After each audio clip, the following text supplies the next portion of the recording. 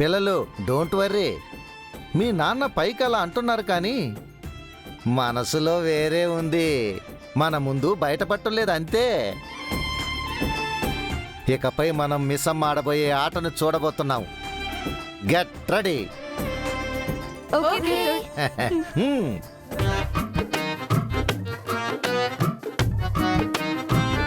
అసలు నా స్థానంలో ఉండాల్సింది నువ్వే తెలుసా.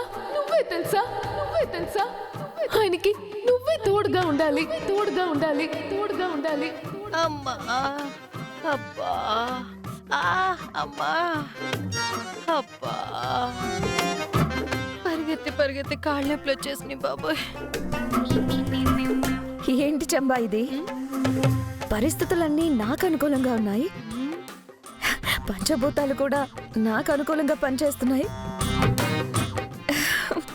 నా అదృష్టమే అదృష్టం. ఇది కదా అసలైన శివరాత్రి అంటే. శివుడు అన్నీ నాకే ఇచ్చేస్తున్నాడు. ఒకవైపు అమర్ భాగీని కోపంగా తిట్టి వెళ్ళిపోయాడు, ఇంకోవైపు భాగీ రియలైజ్ అయిపోయి ఏడుస్తూ వెళ్ళిపోయింది. ఇక అమర్ నావాడు, నాకే సొంతం. నువ్వు అంత ఆనందపడిపోకు మనోహరి. నాకెందుకో బాగీ మీద అనుమానంగా ఉంది. ఏంటి నీ అనుమానం? బాగీ కన్నీళ్లు, ఆ ఏడుపు, ఆ మాటలు అంతా యాక్టింగ్ అనిపిస్తుంది. లేదు చంబా, తనలో నాకు పశ్చాత్తాపం కనిపించింది. తన మాటల్లో నిజాయితీ వినిపించింది. తన కన్నీళ్లలో ప్యూరిటీ అర్థమైంది. తను చెప్పినట్టు అమరు ఎప్పుడూ నాకు దక్కాల్సిన వాడు. అనవసరంగా మాకు అడ్డొచ్చానని బాగా గిల్టీగా ఫీల్ అవుతుంది.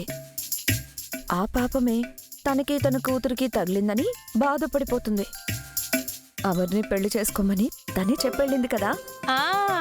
అక్కడే నాకు డౌట్ కొడుతుంది. బాగీ నిన్ను బక్రాని చెయ్యాలనుకుంటుందేమో, నీ ఆశతో ఆడుకోవాలనుకుంటుందేమో. ఏహే ఆప్తావా నువ్వు నీ ఏదో అనుమానాలు. ఎప్పుడు క్షుద్ర పూజలు చేసే నీ బుద్ధితో కాదు, నా మనసుతో ఆలోచించు, నా కళ్ళతో చూడచబ్బా. బాగీలో పశ్చాత్తాపం కనిపిస్తుంది. అది కాదు మనోహరి. ఇంకేం చెప్పుకో, నువ్వేం చెప్పినా నేను విన్నంతే. బాగీ మారిపోయింది, నాకు ఫేవర్ చేయాలనుకుంటుంది. నన్ను అమర్ని ఒకటి చేసి తను వెళ్ళిపోవాలనుకుంటుంది. ఇంతకంటే ఇంకేం కావాలి? అది జరగని పని మనోహరి. ఎందుకు జరగదు? అసలు అమరేంద్ర నిన్ను ఎందుకు పెళ్లి చేసుకుంటాడు, ఎలా పెళ్లి చేసుకుంటాడు? బాగీ చెప్పింది కదా, అమర్కి ఒక తోడు కావాలి. బాగీ చెప్పింది. తనకి తోడు కావాలని అమరేంద్ర అడగలేదు కదా. అంత తోడు కావాలని అనుకునేవాడే అయితే బాగీ వెళ్ళిపోగానే నిన్ను పెళ్లి చేసుకుంటానని అనేవాడు కదా. ఇదే కదా నీ డౌట్? అమర్ నన్ను ఎలా పెళ్లి చేసుకుంటాడో బాగీని అడుగుతాను, అప్పుడు నీకు క్లారిఫై అవుతుంది. కాసేపు ఆగి కరుణకు ఫోన్ చేస్తాను.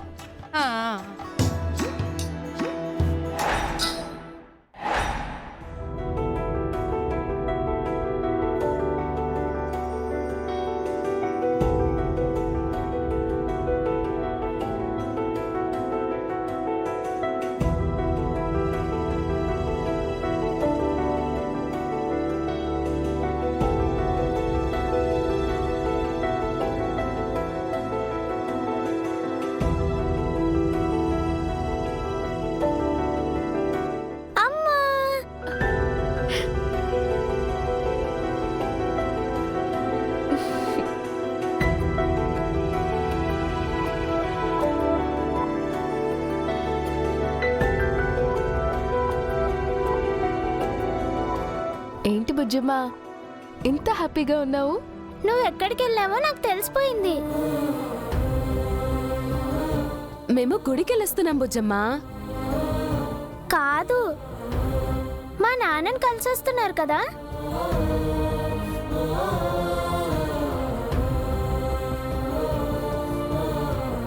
నీకెవరు చెప్పారు బుజ్జమ్మా? నేనే చెప్పానమ్మా.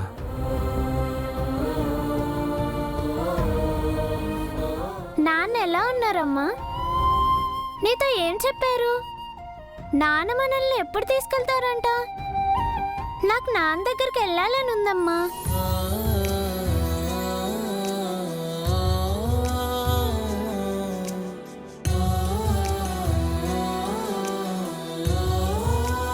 దానికి ఇంకా టైం ఉంది బుజ్జమ్మా. ఇంకానా? ఇంకెంత టైం అమ్మా? త్వరలోనే మనం నాన్న దగ్గరికి వెళ్దాం, సరేనా? పో అమ్మా, ఎప్పుడు ఇదే మాట చెప్తావు.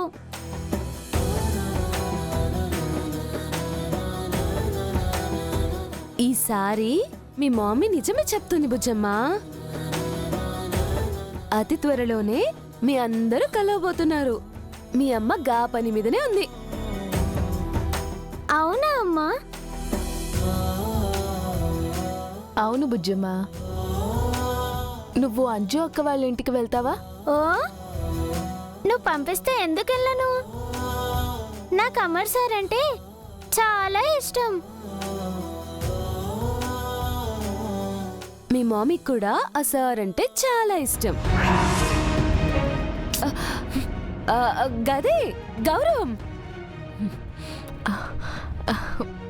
బుజ్జమ్మ, నువ్వు ఆ సార్ వాళ్ళ ఇంట్లో ఉండు. వీలు చూసుకొని నేను కూడా అక్కడికే వస్తాను. నిజమా అమ్మా? నిజమే బుజ్జమ్మ. కాని గడా అందరి ముందు అమ్మా అని పిలవద్దు. ఏ, ఎందుకు? ఎందుకో తర్వాత చెప్తాను. నువ్వు వెళ్ళి ఆడుకో, సరేనా? ఓకే. అమ్మా, ఏమైందమ్మా? సార్ని కలిసారా? ఏమన్నారు? ప్రస్తుతానికి చూపులు మాత్రమే కలిసే బాబాయ్, మాటలు లేవు. సారు కోపంగా ఉన్నారమ్మా, లేక శాంతంగా ఉన్నారా?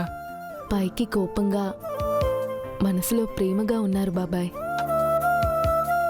అవును, ఆ మనోహరి అక్కడికి వచ్చిందా అమ్మా? పాపి చిరాయు అని దానికి 100 ఏండ్లు. గదే ఫోన్ చేస్తుంది కాక. ఎందుకు చేయదు? ఇప్పుడు దానికి నా అవసరం చాలా ఉంది.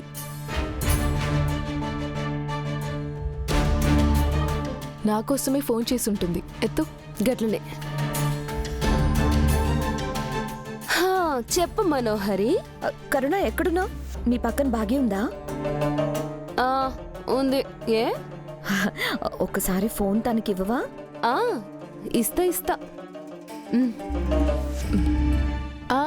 చెప్పు మనోహరి.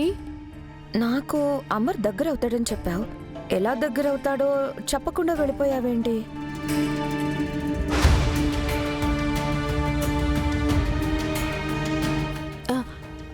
మామూలుగా అయితే ఆయన నీకు దగ్గర అవ్వడం అసాధ్యం మనోహరి. అదేంటి? నువ్వేగా మేము కలుస్తామని చెప్పావు. మీరు కలుస్తారు, కానీ ఎప్పుడు? నేను అక్కడున్నప్పుడు. అక్కడంటే ఎక్కడా? అదే ఆ ఇంట్లో, నేను ఆయన ఎదురుగా ఉన్నప్పుడు. హ? నువ్వెదురుగా ఉంటే మేమెలా కలుస్తాం? ఏముంది, నా మీద ఆయనకి పీకల దాకా కోపం ఉంది. నేనెదురుగా ఉంటే నా మీద కోపం నీ మీద ప్రేమగా మారుతుంది.